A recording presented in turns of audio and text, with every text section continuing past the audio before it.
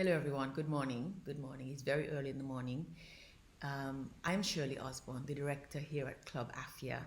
Club AFIA is the club for women where there are no borders, and there are no borders at Club AFIA because our goal, our mission, our vision is to create an organization, to build an organization that reaches and creates community with women from every single country, continent, country, city, town, village in the world.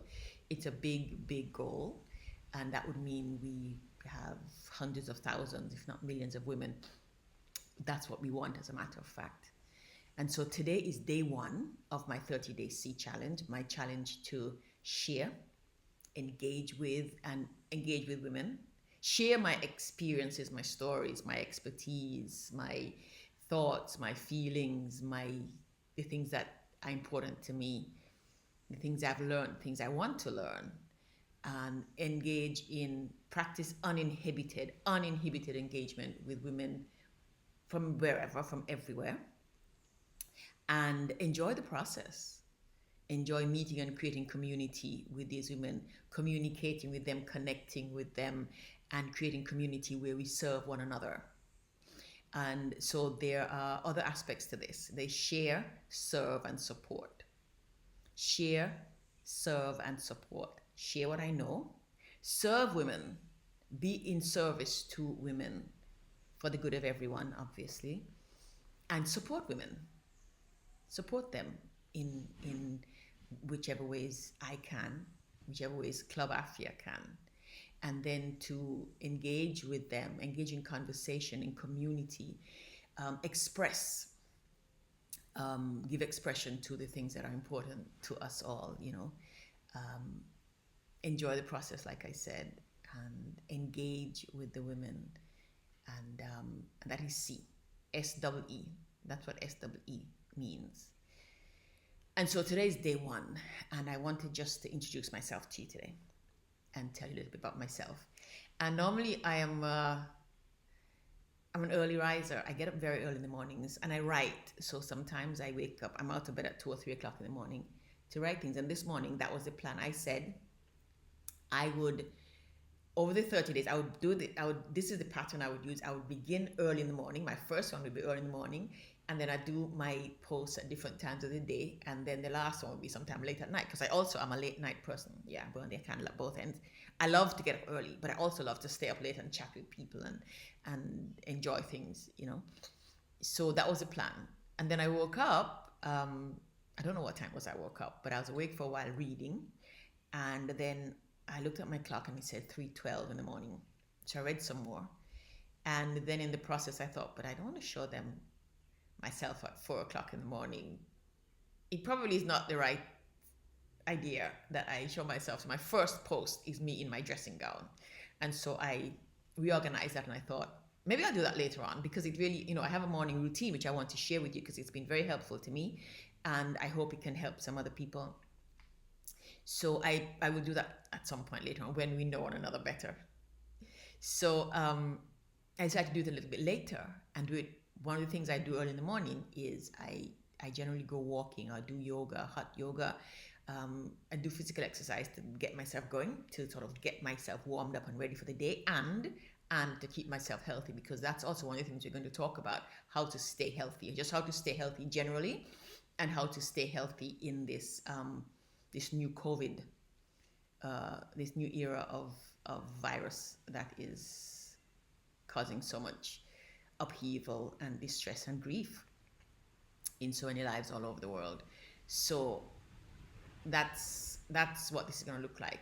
I'm going to do it at different times of the day just to give you an idea of how I do my day. Just got to give it a thread, and also because then it allows me to walk with you through my morning, my midday, and I'm in the Caribbean, so I get to walk with you also through how I spend when I go to the beach, when I go up into the mountains, because I do a lot of that myself too. And I've been very lucky. I was born on this island. I've lived a lot of my life overseas, most of my life actually overseas. But I was born on this tiny little island in the Caribbean called Montserrat. And we have an active volcano which has caused some upheaval over the last 25 years. We'll also talk about that. But what's most important for right now is that I got the chance to be in Montserrat at the height of well, not the height because he hasn't even started yet, but at the start of the COVID pandemic, when everybody realized that this is hitting everybody all over the world, it's spreading all over the world. I was in Montserrat. I've lived in the United States since 1993. I lived in England before that and in Italy, and I'm not traveling around the world. So I'll tell you about that too, because that also is one of the reasons why I really wanted to do this. When my friends said, Shirley, I think we should do this. Actually, they said, Shirley, I think you should do this. And I said, well, let's do it together. So when I started to do, one of the reasons I got so excited about doing this is because I've done so much traveling. My family is a seafaring family. My father had ships. My father died some years ago in 2011, but he had a shipping company. He had ships that went up and down the Caribbean Sea, all the way from Venezuela all the way up to Puerto Rico and Haiti and Dominican Republic, taking food and, well, freight, not people, but freight, cement and rice and boxes coming from the United States, all kinds of things. And I love the sea, and so I spend a lot of time at the sea. And partly because of having been born and brought up on a little island where you had to, leave to go do lots of things, and my family history, I suppose, I love to travel, so I've done a lot of traveling, both for pleasure and for work, and I will tell you about some of that because, like I was saying, that is one of the reasons, because I love travel so much and because travel has been so valuable to me. Travel has taught me so much. You meet people who do all kinds of different things and they do things different to you. They do different things, which are really always interesting and wonderful to learn. And they also do the same things as you do, or they do it different. For example, I love bread. I love bread. And people all over the world eat bread, but so many different kinds of bread. Flatbread, yeast bread, steamed buns in China, for example, rye bread in some parts of Italy, tortillas in Mexico, panini in Italy. So I'm going to wonder. So yes, I was saying, because I will ramble, I suppose, when we're doing these things. One of the reasons I wanted to do this was because in this new post-COVID or mid-COVID, I don't know, dispensation, and for a long time afterwards, people are clear that travel is going to be difficult. It's going to be inconvenient, if nothing else, and it's going to probably be also quite expensive. So we won't be traveling so much. So I am not going to get to meet all these wonderful people that I used to meet. And I know that I'm not the only person that this matters to. There are lots of other people who really enjoy meeting other people. Besides, like I tell people all the time, travel and meeting new people, doing new things, or doing things that in different ways is one of the most educational, informational, inspiring, and uplifting, and soul expanding, heart expanding, mind expanding experiences possible. The thing that comes closest to that is reading. So now we won't be able to travel so much. We created AFIA so that women can still continue to build community and communicate and connect with one another and do things together and put our brains together and discuss issues and share things. So on AFIA, we're going to be doing girls' nights, and we're also going to be doing serious seminars about serious matters. We are going to talk about clothes and shoes and interior decorating, but we're also going to talk about politics and racism and sexism and all the other isms that plague our world so much. And so I'm doing these 30 days to jumpstart that process, putting myself out there to jumpstart this process. So I thank you for joining me. I didn't do the dressing gown thing this morning, but I put on my tracksuit because I'm going to head out and get some exercise, because you have to stay healthy. Do whatever you can to keep yourself healthy. All right. So this is day 1. Day 2 is tomorrow, and we'll figure out what we talk about tomorrow, depending on what the day brings.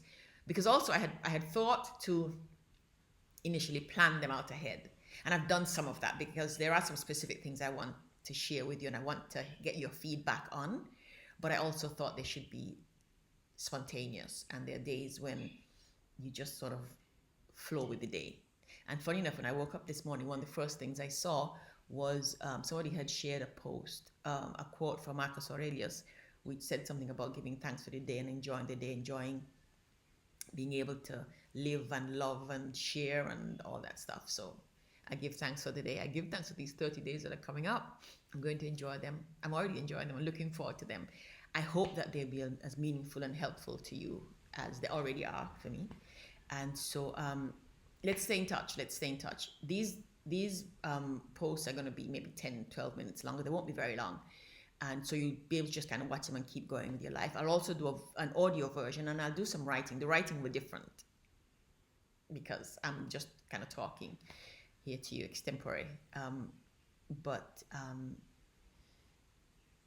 please stay in touch. Let's connect. That's the idea. Let's connect and communicate and build a community at AFIA, at Club AFIA. So you can follow me and stay in touch with me either by sending me email, or through Facebook, Twitter, Instagram, or on the Club AFIA website, and I'll put them all running on the bottom here so for you to see. All right? So I will see you tomorrow. Have yourselves a wonderful, wonderful day.